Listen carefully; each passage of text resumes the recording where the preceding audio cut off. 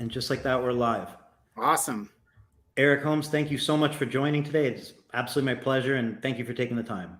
Yeah. Hey, thanks for having me on, Eric. I know it was a little bit of confusion getting us going. I've been on the road for a little bit, but I really appreciate your flexibility and getting me on your podcast. Absolutely. Yeah. So let's just dive in, and maybe a good place to start would just be a kind of general about you. You know. Yeah. Yeah. So, believe it or not, this year marks like 26 years in the business. I got my start back in summer of 1997 in Dallas Fort Worth area. Had some older friends that tinted windows, thought it was an awesome job. Um, Company called Shades in Irving, Texas. So it was owned by a guy named Jim Watson. And if you're familiar with like the Altamira franchise, it was his brother. And he'd asked me, hey, American Filter Film, which is old Lumar distributor, pay to go to his tint class and I'll hire you as like an apprentice. And so I was like, all right. So I was actually one of the first students. I think the very first class with Dave Mussett, one of our legends down in Dallas. Kind of hosted a tint school there with American Filter Film. Brett Wassel, who owns Film and Vinyl Designs, his dad owned that distributor. But yeah, that's how I got my start. I was making a lot of money back then, $250 a week, six days a week. But man, was really fortunate to get trained in this business by some really awesome installers, Eric Geisler, Chance DeJulia. I think I really fell in love with the industry, back then, and spent about 13 years installing film. Kind of one of the things we were sharing earlier about the industry and just how much growth everyone has seen.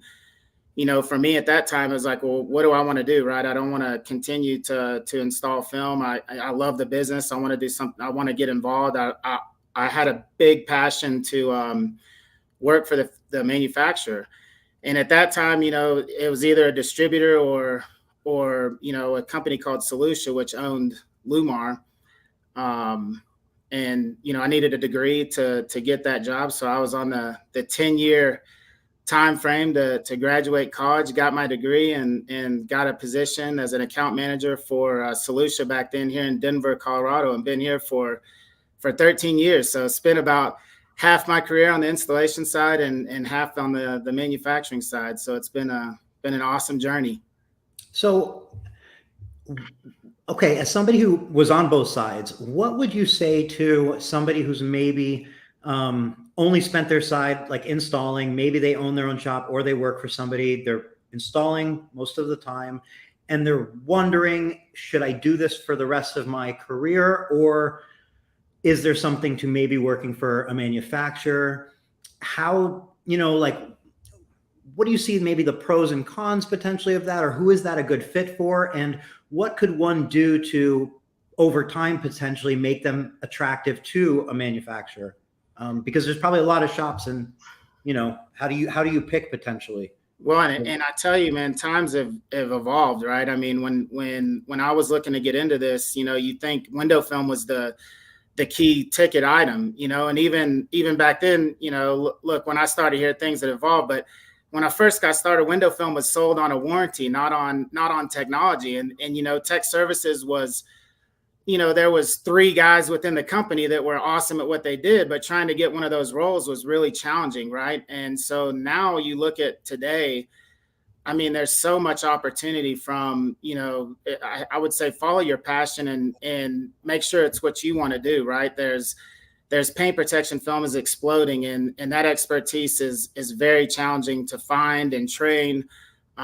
Window film is still, obviously growing every year. There's just so much opportunity with even ceramic coatings now and paint correction opportunities. So pattern acquisition, I mean, that is what's kind of exploded, I think, for all of the manufacturing in this business is, tech services. You really have an awesome career path. Just, whatever direction you want to go. I mean, and I would say for installers out there that know maybe one trade, I think it's awesome the opportunities that everyone has to learn a new trade, in terms of PPF. If you're a window film installer, learn PPF. I think if I was a PPF installer, I don't think I would spend the time to learn window film installation at this point. But no, I just, always try to continue to develop yourself and learn as much as you can. I mean, that's been my approach. And maybe potentially what you said, maybe if I understood, is kind of figure out like what you can specialize in, whether that be I operate a business and so on, but I'm an amazing PPF trainer, or you could potentially learn how to make patterns yourself and then say, look what an amazing pattern maker. Is that realistic? No, I mean, I think companies, at least we would always look for someone that has the skill set to be able to train. Sometimes, being an installer for PPF, at least I hear from our acquisition team, it's, not always a clear transition into actually designing the pattern. I think those skill sets align very closely. But, I think it is amazing in this industry today that you see, manufacturers, us, Expel, Autobahn, others, really hiring people from the industry to not only get involved in sales, but tech services, different parts of this business. And I think, early on in my career, those jobs just weren't available. It was very tough to find them, So I think it's just about, hey, what interests you? Sales is fun. It's got its challenges. There's different, I would say to anybody moving into a sales role, you kind of have to, remember the installation and what got you there, but you've got to learn some new techniques to be a good salesperson, and likewise, if you're going to move from installation to being a trainer, that's a tough job because you're no longer responsible for your capability as an installer. Now you have to teach someone that's never held a squeegee and work with them and motivate them, that this is a great career choice for them and get them guided on the right direction. And that's, that takes a lot of work. Sure. Yeah, of course, teaching is a whole different thing, right? Identifying how somebody learns and what maybe their boundaries are or barriers and so on. So definitely. Yeah. So, okay, you're wearing Lumar, you're also wearing Core. There's Eastman Performance Films, which I think encompasses everything, plus SunTech, plus probably a lot more. So kind of, if you could take us through how that works and who you are as a company. Yeah. So, it kind of dates back to starting at Solutia. I mean, here I was, to your point, kind of a 13-year installer, never worked for a big company at all. Moved my family to Denver, and it was a big shock for me, to be very candid. I mean, learning, how to be an account manager, especially at a, publicly traded company, which Solutia was, and to be very candid with you, is miserable. I mean, the company was really challenging to work for. It just didn't, the passion and what drove me to become a Lumar account manager, in this business, it didn't seem that was there. And so we, Solutia ended up getting bought by Eastman back in 2012. And I was like, oh my gosh, what is this big, chemical conglomerate going to do with this little film business? Are we going to be sold or what's the deal? And, it was just such a really a breath of fresh air. I mean, Eastman is very engaged and invested in this film business. We got some of the best leaders within Eastman to come in and help that transition and the acquisition go through from, I'm sure you've met him, Travis Smith, Daryl Reed, my boss for a long time, Clint Patrick, and now we have Aaron Bernhardt. So just, outstanding group of leaders that have really, said, hey, we're in this business for the long haul. We're going to invest in it. We need to figure out where to invest and what we need. And I think they've proven that over time for sure. Think about fast forward a couple of years when the Commonwealth acquisition happened. I mean, clearly paint protection film was exploding. I was in Denver, so I was definitely exposed to a lot more PPF than I was in Dallas Fort Worth. And we had a dual extruded product at that time, no top coat, and it was there was a lot of opportunity. And so I think that acquisition made a ton of sense for Eastman. Clearly, they're 10 miles apart. Patriot Center, or where we manufacture paint protection film and whatnot. And so, I think that really elevated our business in the paint protection film arena. I will say that acquisition was challenging for a lot of ways. It's like merging Coke and Pepsi. You had two brands that really hated each other in the field, and I think it required very strong leadership within our organization to merge those two teams together. And I couldn't be more proud of how that went and where we're at today. It is really exciting to just grow together, and there's definitely some growing pains, right? There's some things to try and figure out. How do the brands work? How we kind of operated very independently, the sales team, and tech services. Some of our business operations were a little different, and over time we've just kind of merge those together and execute a lot better on it.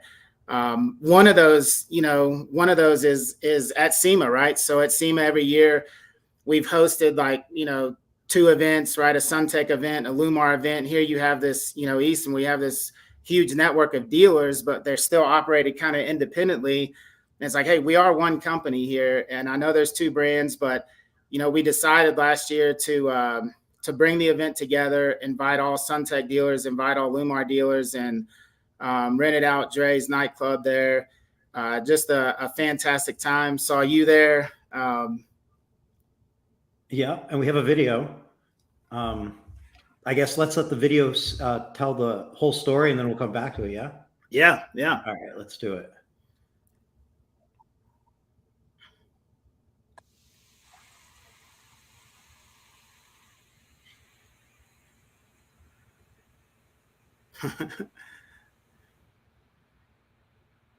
That was a little bit before the drinks were flowing. Now they're flowing.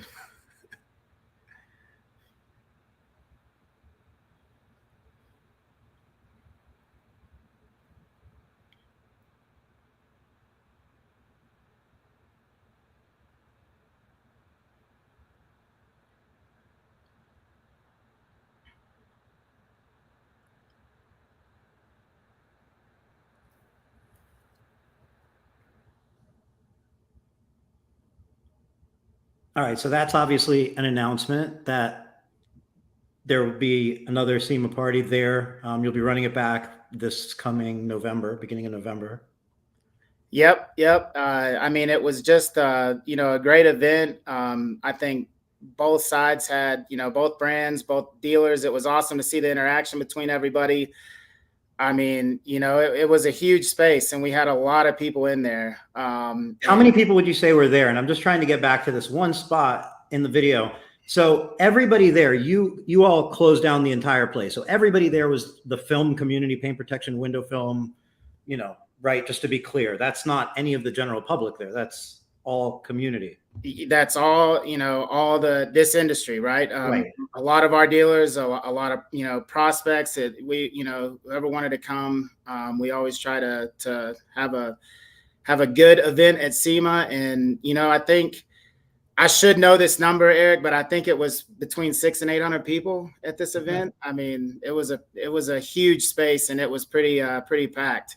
I'll tell you this, as I'm sure you remember, as packed as that's like center area is, guaranteed not everybody was in the middle there dancing. It was just as packed around there, like around the perimeter as well, where I was not in the center there dancing, but more on the perimeter. Yeah. So anyway, something that I experienced, and I believe a lot of other people did too, was, how much you could let loose at this event, meaning it was really relaxed. There was networking, but there was dancing, there was drinking, there was socializing, and it was a different bonding experience than I think you have in any other scenario. I think taking people down, like normally it's all like work. And then this was many steps, still work in a way, but work environment, but on a whole different level as far as like the way you're interacting with each other. Such a personal one that I don't know when else you necessarily experienced, and especially in such a large number. Like it was very unique and in a very special way.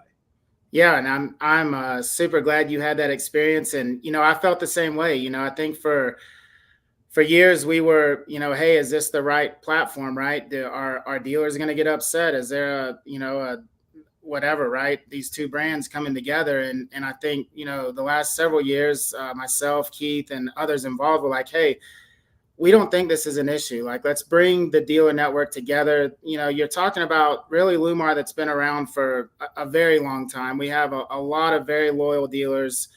And then you bring in a Suntech brand that's been around since the late 90s. There's a lot of loyal partnerships there. And so it was an amazing event. It turned out exactly the way we hoped it would. And, I'm sure after we extended the time a couple hours, it still bled off into the casinos and into SEMA. So that's how you know it's a good party. It doesn't right, stop.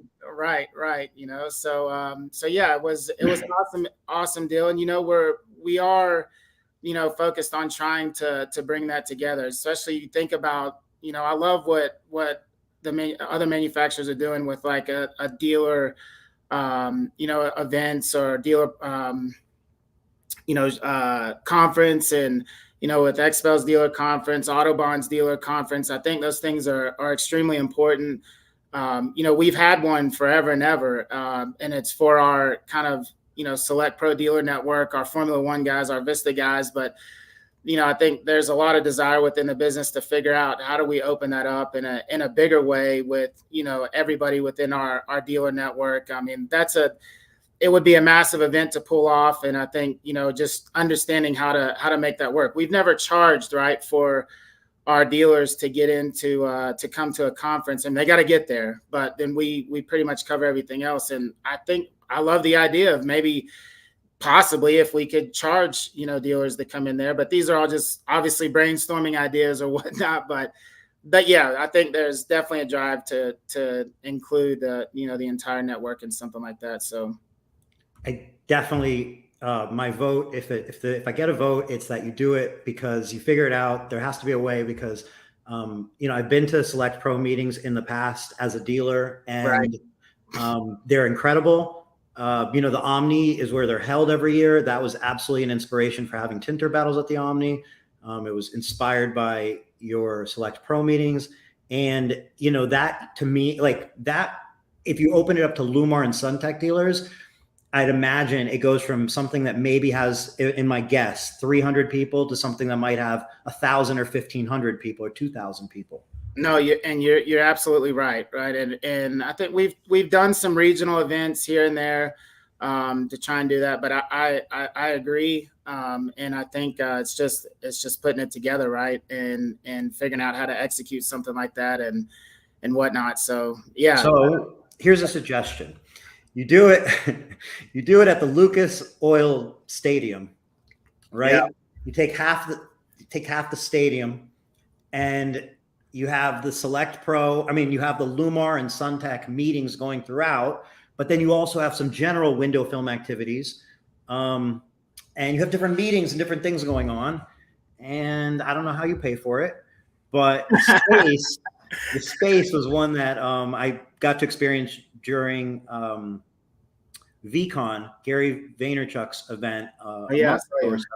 And I the same way there was inspiration that came from the Select Pro meetings. You go to something like that and you see that's where they had it set up and kind of how they did it. You could have 2,000 people there, no problem. Maybe 2,500. Maybe you invite the rest of the industry, and it turns out to be 5,000. Yeah.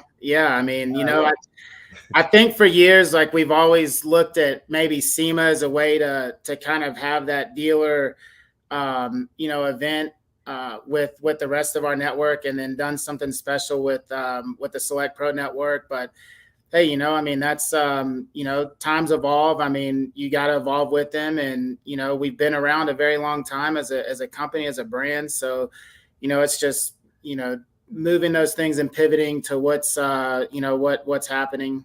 I agree. I love the suggestion. Anyway, yeah, I think it would be awesome. So yeah. So okay. Speaking of events, there's the WFR event coming up in July in Athens, Georgia, which Lumar, Suntech, and Core will be a part of, as far as I know, like Yes. sponsoring. Yeah. Then be after that, there's the WFCT, and the brands will be there as well, as always, as Diamond Plus sponsors. And then you mentioned SEMA, so that's kind of the lineup potentially for the rest of this year. Now, for somebody who's attending one of those events and potentially looking to get the most out of the interaction, specifically with your brand.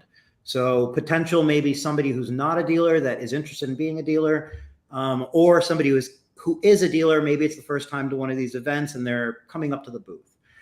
How do you think that they can get the most value out of that interaction? Like, what are you looking to accomplish as a brand there, and what should they be looking maybe to get out of it, and how do they get that out of it, that interaction?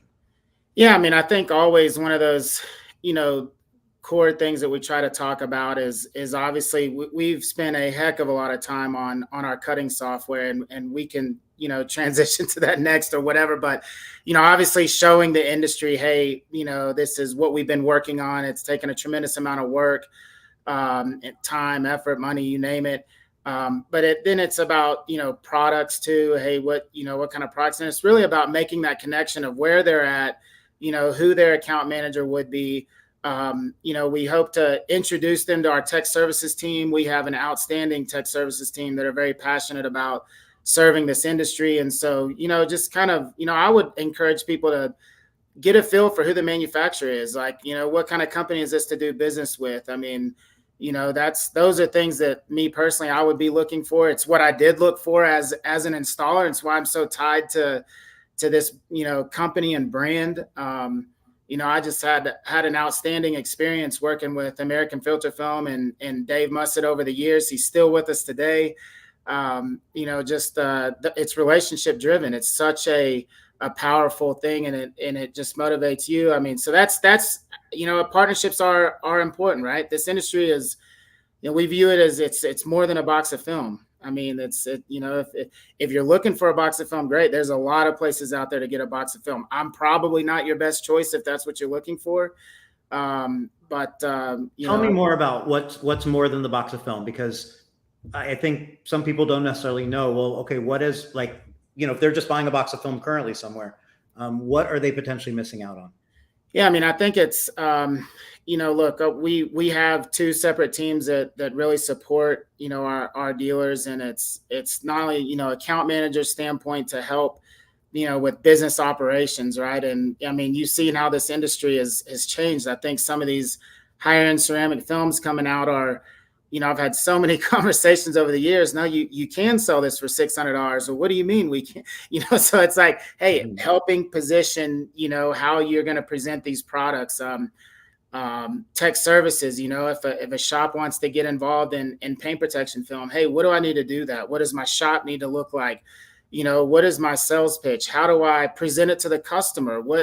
There's a whole lot of details that come into executing that and executing it strongly. And I think that's where, we really see our value add to the industry is supporting their, so there's a lot of people out there that are awesome at just hammering through it and getting it done and getting a box of film and trying. I think if you want to make it a little easier on yourself, I mean, there's, a lot of support and a lot of help that not only Eastman, right, but several. I mean, you see what other manufacturers are out there doing, and it's awesome to see. But I think that's really where the value of this, being a partner is. It's again, it's not a box of film. It really is a partnership. And then as far as like brand recognition, how do you personally view, there's brand recognition, obviously, like between the industry. So B2B, you with the dealers, right? But then there's also potentially you with the end consumer. And then there's also potentially the dealer with the end consumer, and potentially you through the dealer to the end consumer. Where do you see, in your opinion, because I can't ask you obviously to speak on behalf of Eastman Performance Film, but just as Eric Holmes, where do you kind of see kind of the importance there, or the best routes? How important are some of those routes? Yeah, I mean, look, it is it's a bit of organized chaos if you think about it, right? I mean, you need to market. I think any any film company out there really needs to do a good job of marketing to the trade, and the trade, really that needs to do a good job marketing to the end consumer. We, also, and I think, there's a lot of manufacturers out there really trying hard to market their brands to the end consumer. I mean, obviously, I think that's another part that makes you valuable as a manufacturer is if you can get that consumer pull to come to their shop. But at the end of the day, my personal opinion about all this is, look, film. I'm not going to say film is film. There's differences, but in the grand scheme of things, film is not what's most important in getting a job done. It's the installer. I mean, you can take the best film in the world and do the worst installation job, and the customer's going to be upset, right? You can take the worst film in the world and do a great installation job, and everyone's happy. Maybe shorter amount of time, but everyone's happy, right? So I think installation is so important in this business, and that's where the customer has the majority of their experience. So it really is a partnership, even marketing, right? It's, I think those that do it well, it's, we have to do a good job of getting our brand out there. The dealer network really needs to do a great job of, whether it's word of mouth or videos or, social media. There's so many platforms to highlight, how you execute things. And I think that's what works. So it is, it's kind of everybody in Cadence together, Well, and it is because I think oftentimes it's easy to think, okay, the big brand should do the marketing because they're the big brand. So like they should have the big reach, the big budget, the big execution. However, how it really typically works in big brands, at least these days, are the big brands finds an army of smaller brands, maybe personal brands, influencers, and so on, and they reach the end consumer through those brands. So to me, the way I see it, if you're looking at this industry is, for sure, a company can go straight to the end consumer, but there's definitely an advantage potentially going through their dealer network, enabling their marketing, and that's your army of audiences, as opposed to just that way. No right or wrong, it's execution, but I think there's definitely a lot of paths. Yeah, and I think you're right. I mean, I believe that wholeheartedly, and because, right, again, we're not just a widget, right? You can't just market the widget and the customer's going to see the widget and go to the store and buy the widget. It's, right. There's so much, I can sell rolls of film all day long, but if I don't have a good dealer network that can put that on and then, have that customer experience that's, for the end consumer, that's going to continue to draw more and more business, so you're right. I mean, it's, I think, the manufacturer can do a lot of work to try and get their brand out there. And trust me, we have, we work very hard to do that. But there's a lot of support that you get from your dealer network and joining up with your brand, and their installation expertise and kind of coming together and really, attacking it together in a partnership kind of way. So you mentioned good installation experience. For the consumer, part of that is potentially working with patterns. It can lead to a better potential experience than blades, cutting, bowl cutting, and so on, potentially. So what better transition than to start talking about core? So core, if there's a conversation of cut software, within the two names mentioned, core is one of them, always. It is, I believe, become a pillar for the open market of softwares, the leader. Fair? Like a far leader in the open market of software, like a distant leader. And what I mean by open market of software that's available to any dealer, not a brand exclusive software. Yeah. I mean, it's incredible to hear you say that. Obviously, I've been here for 13 years. We have went round and round on the whole cutting software experience, from precision cut to true cut to, acquiring PPF patterns to try and bring in all that in-house. It has been a long journey, and, we've got an awesome team, and you've met Kate a million times, and, Amanda Brown and the service team and just everybody behind the scenes, doing that. But yeah, it's, in a short amount of time, right? I mean, really, if you think about core, but look where we were at. I mean, you think about the journey of this business and our involvement in terms of acquiring Commonwealth. Okay, great. We have all of this manufacturing capability for PPF. At that time, our cutting software, obviously heavily focused on window film. PPF patterns we had no capability in-house to design and make those, right? We were acquiring those. And that is just a whole slew of issues. I mean, there's no standard operating procedure in terms of, what installers can expect. I mean, you can't do it that way. And so we knew, hey, all right, we've got to bring this in house. Well, I don't know if you've put out a resume for a pattern designer. It's like finding a needle in a haystack. So we ended up finding Kurt Kreidner out of South Texas and his son-in-law Walter, and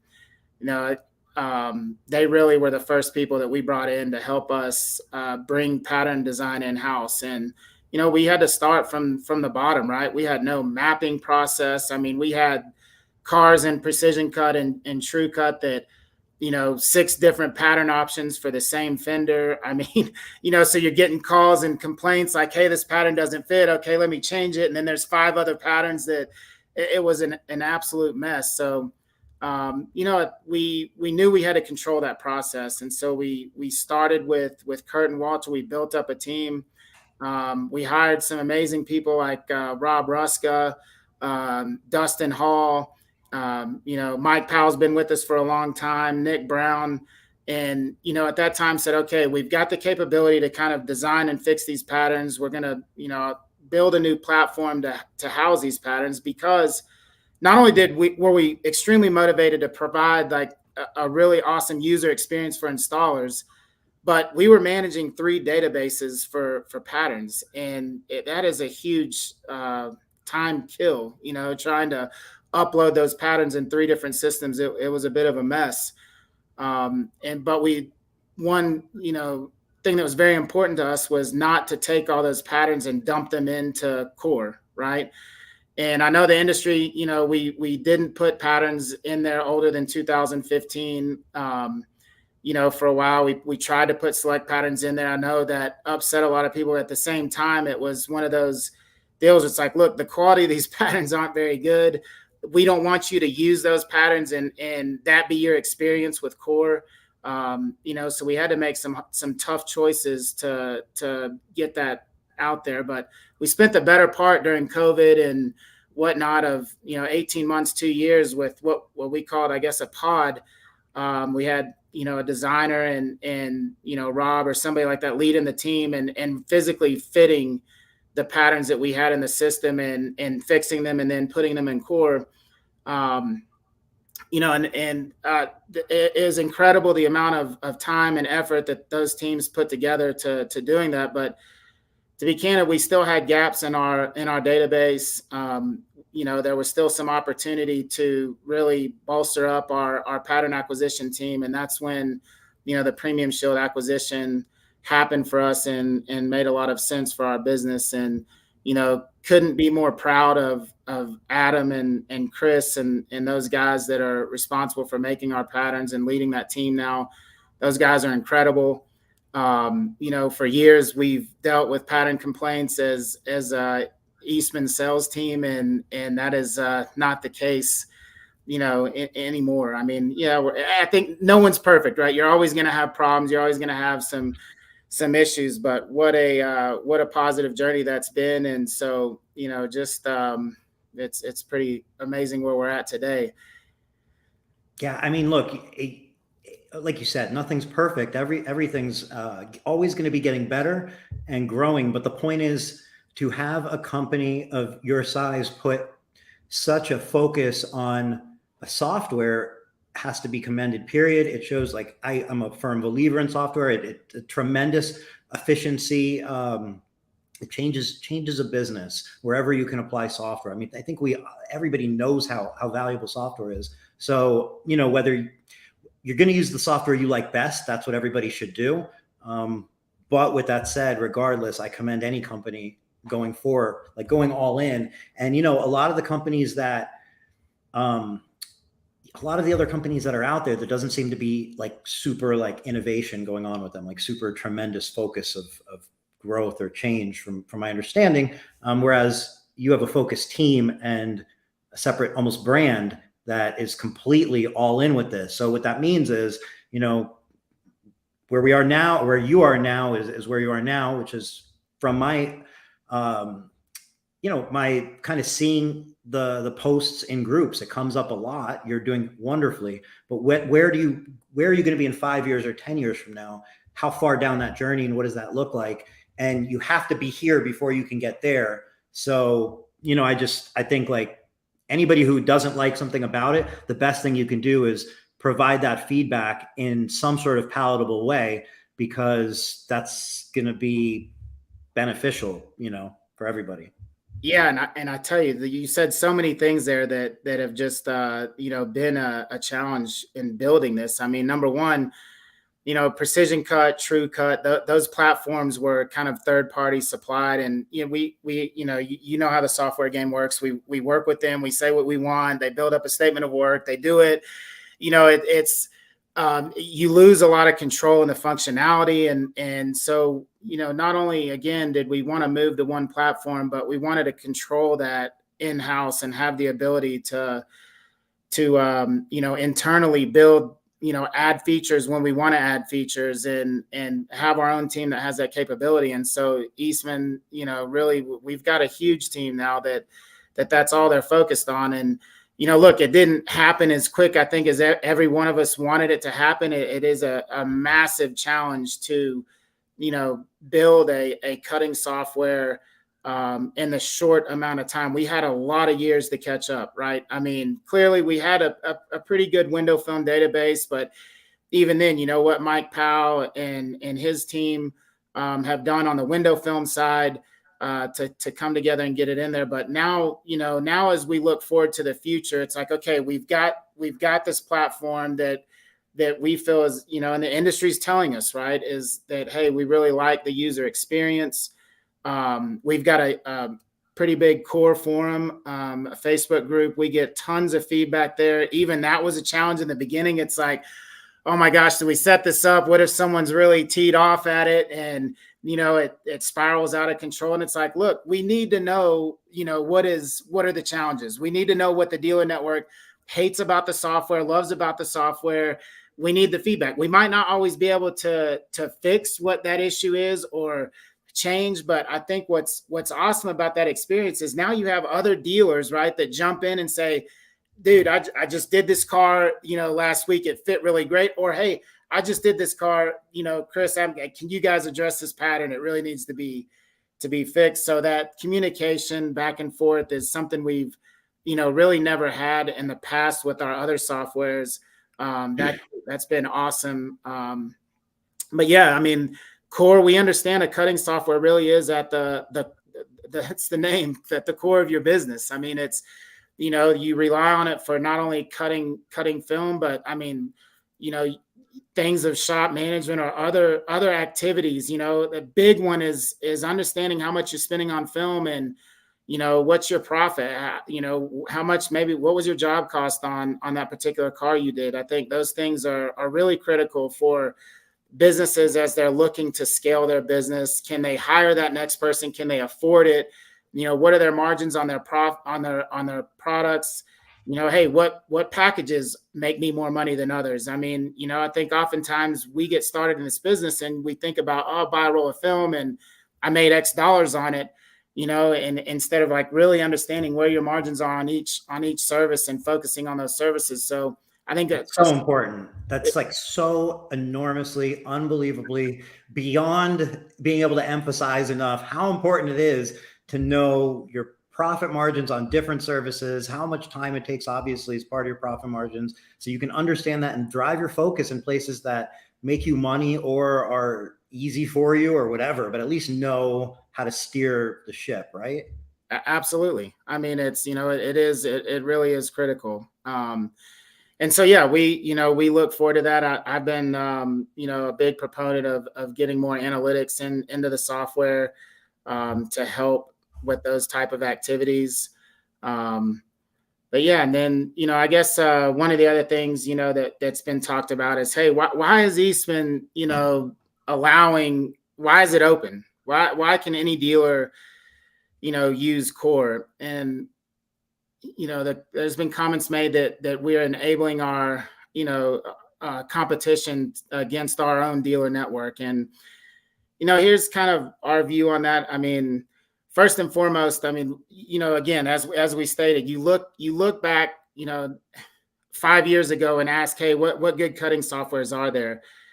We weren't even mentioned in the top, 5, and there's probably only 7. So, yeah, I mean, we were really poorly performing, and at that time, I mean, XPEL made a decision to make DAP only available to their dealer network. And it's no secret. I mean, we lost, a good amount of revenue when that happened. Those dealers ended up, we could not provide them what they needed to run their business. And, they had to switch to a brand that had that at the time. And so, we have spent several years building this up. We believe we have an industry leading software. And if you're a DAP user, we believe it's in the same arena, right? I mean, everyone has their preferences.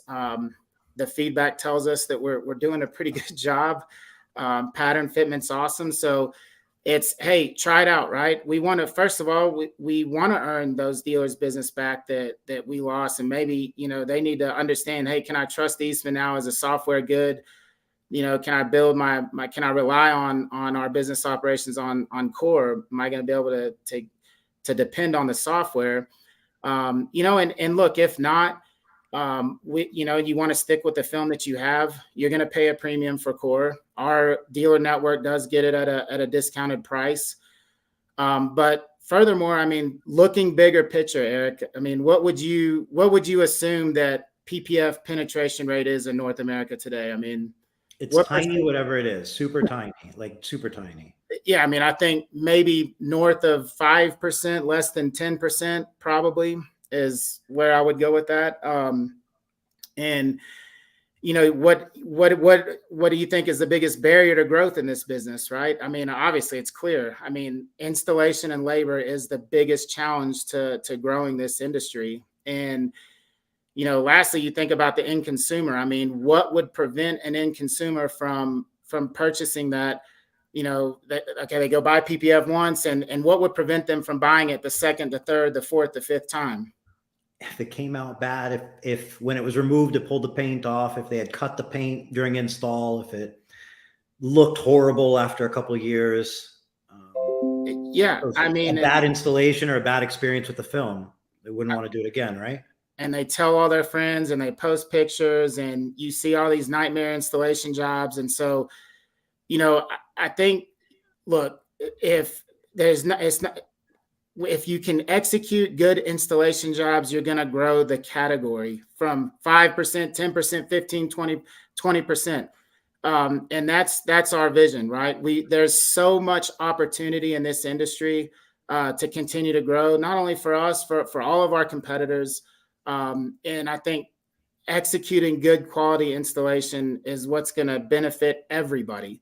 And so that's the overarching goal. And I'll tell you, look, I mean, look what happened to us whenever, we're like, okay, well, our customers are buying our film and they're using that. Well, that can't continue on. So it motivated us to spend a heck of a lot of money and energy and time into building a software. And that's competition. It's going to happen. If we close our software off to only our dealer network, somebody is going to come into the picture with another software. It's inevitable. It's just the way it is. And it might not be as good, but then you run into the same problem. It's like, hey, first of all, you can go buy Digicut today. You can go buy film and vinyl designs, and you can rely on other softwares. And I agree, they're not going to be as good, right? Maybe you don't have the availability of those patterns, or the patterns don't fit as well. But the customers, that shop's still going to be open, and the customer's still going to go to that shop. They're still going to get new customers. And, you want those customers coming back and buying more. And so, our vision is that really enables the entire industry for growth. And that's where we're focused. We don't want to fight over the current set of customers today. I mean, let's grow this business. There's a lot of opportunity out there. No doubt the industry's growing. And, you know, like you said, you know, what would make a consumer potentially get paint protection film, then maybe not again? And the opposite essentially is what happened, I feel like, in the last few years, maybe 4, 5, like especially with the Teslas, then the Model 3s, where it was like paint protection just got the best rep because it was like, hey, you know, you're getting this amazing Tesla. It was, I would say most people are getting a Tesla. It was their dream at that like moment. I'm finally getting this amazing car. And it was like, by the way, your paint kind of sucks, but this film is absolutely necessary, basically. And I think that's how a lot of that explosive growth kind of changed hands. And to your point, if it wasn't a good experience overall, if there was just tons of bad experiences, I would imagine that's not the effect. It was the great experiences that made it become something that people really did. And like, it's wild where not only would you pay over MSRP for a car, but then you'll pay $4, $3, $7,000 to protect the paint on it. I Like mean, that's if that's unheard. Like I just feel like if you pitched that to somebody 15 years ago, they would say there's no time when that's going to be a reality. That's opposite world.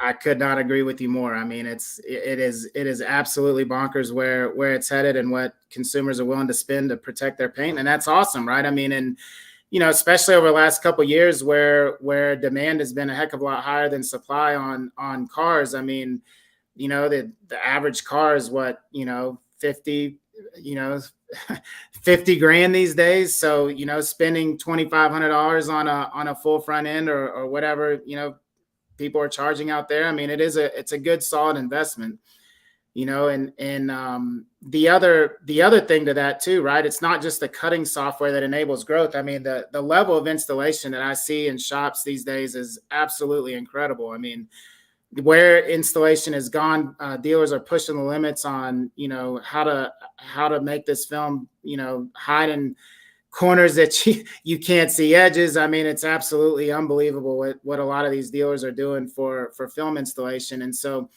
you know, I think that's another huge value add that we can continue to provide to our dealer network that maybe a non-Eastman film user is gonna receive. I mean, you think about, you know, we have an awesome tech services team. Rob Ruska is now leading our training initiative. We just revamped like 4 of our training centers. You know, they're really heavily focused on PPF, and you know, he's constantly going around, you know, supporting our dealer network and teaching, you know, tips, tricks of the trade. I think that's, you know, that's how these guys teach us every day, right? They're like, dude, look at this, look what I did. I'm like, wow, that's awesome, you know. So Dustin Hall and his team, Tiano up in Canada. I mean, we've got just a lot of passionate guys behind the scenes that are you know, out there every day grinding and helping our customer base get, you know, the support that they need. So, All right. So speaking of tinting and protecting vehicles, see, we have perfect transition. We have an article that was in Window Film Magazine this week, and it was about Hunter Garwood from All Pro Window Films. yep. And he shared with Chris Collier his top vehicles out of a total of 1,236 projects completed in 2023. These were the top vehicles. He pulled up those numbers using Tint Wiz, you may be familiar. Yeah, yeah. What we did was after this article went live, we set up a post in the Tint Wiz community on Facebook, and we said, share your top 10 screenshot, and we'll pick 2 winners on today's Tint Wizdom to win an iPad mini for them, their business. So we'll pick those real quick. Here are the names of everybody who shared their top 10. And if you want to see these people, like these people's top 10, and you're in the Tint Wiz community, just go in, find the post and their screenshots. It's interesting. It seems like Model 3s, Model Ys, and F-150s largely dominated many people's top 3s. So with further ado, we're going to pick 2 winners, and wherever the wheel falls will be the winner.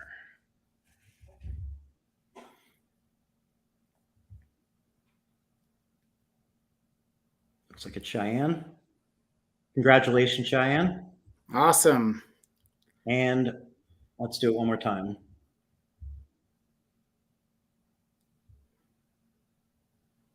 And Jordan's getting himself a new iPad. So congratulations, Jordan. All right. So It's crazy to see the adoption on trucks. And I mean, that is, that's probably something you wouldn't have thought of, a few years ago. It's like, every car is a target, man. I mean, from Kias, I mean, you think about, the Tellurides, Palisades, EV6s, just so many opportunities out there for every. It's not just the super premium segment that you can, target. I mean, F-150. Who would have thought? right, an F-150 and a Tesla are pretty like polar opposites, right? Like, and Yeah. they're largely in the top three. Silverado made it in there, and so on for a lot of people's. So, similarities between people's vehicles that they work on. What similarities would you say you've seen in newer businesses that have helped propel them to become successful? What have you seen in newer businesses that has kind of maybe held some back? And then the same question for kind of those businesses that are on the opposite end of their life cycle, if it's a life cycle, but do you know what I mean? Career journey, like the shops that have been around for maybe 20, 25 years, 30 years, and are, taking on the modern day. Like, what have you seen that helps some excel? And then what do you see that kind of maybe holds some back?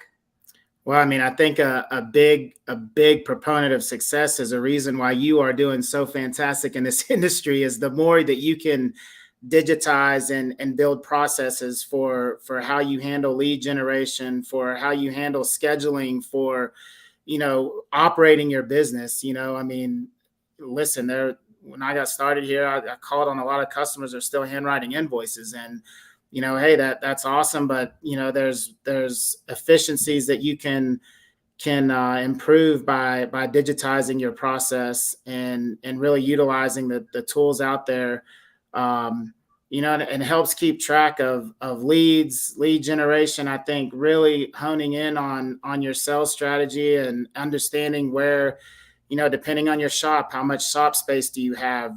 Okay, if you have 2 bays, are you going to offer full car protection? That's going to, so really, I think the dealers that are excelling are dealers that are really just crushing it in that arena and have built some pretty awesome processes in place to handle the workload and grow. To pause you there real quick, you mentioned something that I feel, again, like super, super important, which is what your shop space looks like versus what you should be offering as services, and then maybe tag in there your ability to hire, train, and staff, whether you're good at it or you're not. And I feel like that's something that's so incredibly important because it's the ingredients. It's almost like if you're going to be, like a pizza place in subs, and you're going to be making the pizza and handling the register, you don't necessarily need 300 tables. And like there's a configuration to a business that makes sense based on what services. If you're offering, paint correction, you can't necessarily, ceramic coating, you can't necessarily do that right next to somebody doing PPF or tint, and so on. There's parking lot that matters depending on the volume and how long you're going to be holding on to cars for, and cure times. And, am I crazy, or is that something that's important, but you don't really hear too much about, or I don't? No, I think it's extremely important. I think it's something every dealer getting into something new, is learned, right? And there's no manual that shows you, what's the best process. If I want to do paint correction, ceramic coating, PPF, how do I have to have my shop organized? I mean, I think this industry relies a lot on experts, the forums, the manufacturers out there. But you're right. It's, you learn through trial and error, but I think as you build your strategy, it's been tough for me, even in sales. You want to go out and attack everything, but every good strategy has trade-offs. And sometimes when you're a business, you do have to kind of stay true and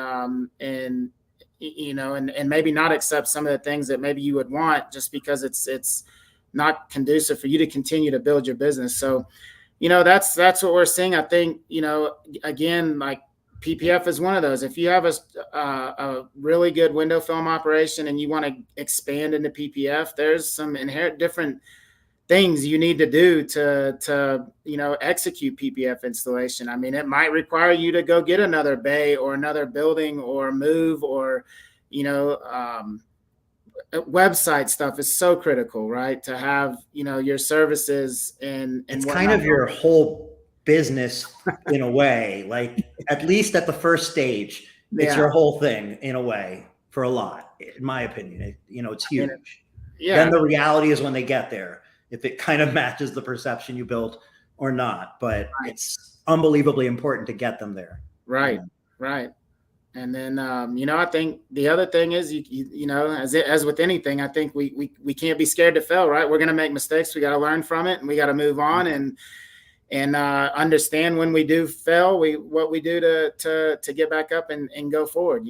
So I think, Yeah. that's it's amazing where a lot of these dealers today have taken their businesses, and it's it's awesome to be a part of it. It's awesome to work for Eastman and support it.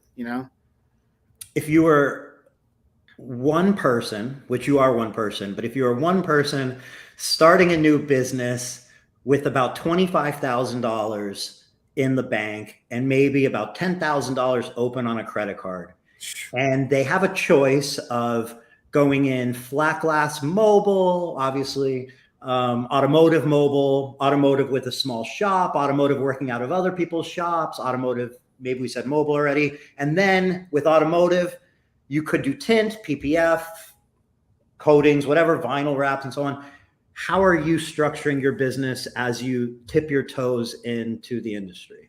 Yeah, I mean, I'll tell you, man, my I guess why I was so passionate about joining a manufacturer at that time, I was scared to death of the opportunity of opening up my own business. I don't know, it wasn't in it for me. But I tell you, I think about that all the time, right? I mean, there's so many, like Brody Matthews, for example, here in Colorado. I mean, I knew him when he was working at Mountain States Toyota, and now he's running a great business. I mean, over the years, I've seen so many installers venture out and start their own business. I think for me, where it matters in where your capabilities are, right? Like if I was really good, I think there's a heck of a lot of opportunity in architectural and flat glass. I'm not as passionate about that sell. I'm 100% focused on automotive, but I think you'd have to go first. Where's your passion? What do you really want to do? And then secondly, I think it is critical in this business. And it's not always the case, but I do think it's critical to know how this business operates as the owner. I mean, I'm not saying that you need to work, in the business every day. In fact, that should be your goal every day that you started, is to figure out how to scale it without working in it and work on your business. But that's where I would probably take it more to the, love what's going on with paint protection film, less volume, higher ticket items. Obviously you're dealing with, paint correction, ceramic coatings, you're dealing with high-end customers. I talked to dealers like Stephen Olick, Colorado Detail here in Colorado, and he's like, man, these customers, they're, they can be pretty demanding. It's fun, it's awesome, but I to me, that's where I think I'm passionate about. But hey, I mean, there's opportunity everywhere. I think flat glass, especially with all the safety film, and unfortunately, right, for what's going on in schools these days, the need for safety film installation there is big. I think it's residential continues to grow every year, so that's a really good opportunity. I hate being on a ladder, and really don't like the sales cycle, but so that's why I'm in the automotive side. But yeah. Yeah, perfectly fair. Are you do you know if you're going to be, like, which events you'll be attending this year yourself personally? So this year's been a little rough for me, man. I decided 9 months ago to go back to school. I'm actually getting my master's at DU here in Denver. So Congratulations. it's been it's been fun. I don't know what I was thinking, but hey, I'm halfway done. I am learning a lot. I think as you get, I think if you've been in corporate America or any business for a long period of time, there's definitely a lot of skill sets you can continue to learn, and I'm learning a lot, in school. So but it's every week. It's 8 hours every other Friday and Saturday. So unfortunately, that really limits a lot. I think I'll end up missing my first SEMA show since I've started here. So unfortunately, I won't get to partake in the event at Dre's this year. But yeah, next year I'm back, and I'll try to be at all the events I can. Cool. Very cool. Well, is there anything that we missed or we didn't touch on that we should touch on? Yeah, no, I mean, I think I think we're it's good to be on here. I know we haven't had a ton of engagement on these podcasts and things in the past, but super happy to represent our company, our team. There's a lot of passionate people that work at Eastman that care a tremendous amount about the dealer network. And, look, we also understand we might not be the right choice for you. That's okay. Right. But there's been a tremendous amount of work. If you haven't tried Core, reach out, try it. Free trial? We do have a free trial. It's a month long. So completely free if anybody wants to try it for a month, completely free. Yeah. Give it a go. Yeah. Reach out, try Core. If anybody has any questions, reach out to me. I can put you in touch with anybody on the team. But yeah, no, just super excited to be here, Eric, and looking forward to how these events go at Window Film Revolution and the Tint Off and SEMA. And it's always good to see you guys at these events. Yeah, look, thank you so much for taking the time to do this. And, it's truly a pleasure getting to chat with you, and I will hopefully be able to do it again soon. Awesome. Yeah, anytime. And next time we'll get Keith Carter on here. I'm glad it worked out this way with you and I here. But yeah, Keith is awesome, super passionate guy. He couldn't make it tonight, but we'll get him on next. Absolutely. All right. Well, thank you again, Eric, and thanks for everybody for joining and watching. Congratulations to Cheyenne and Jordan winning the iPads, and we'll be back when we're back. All right. Have a good night, everyone.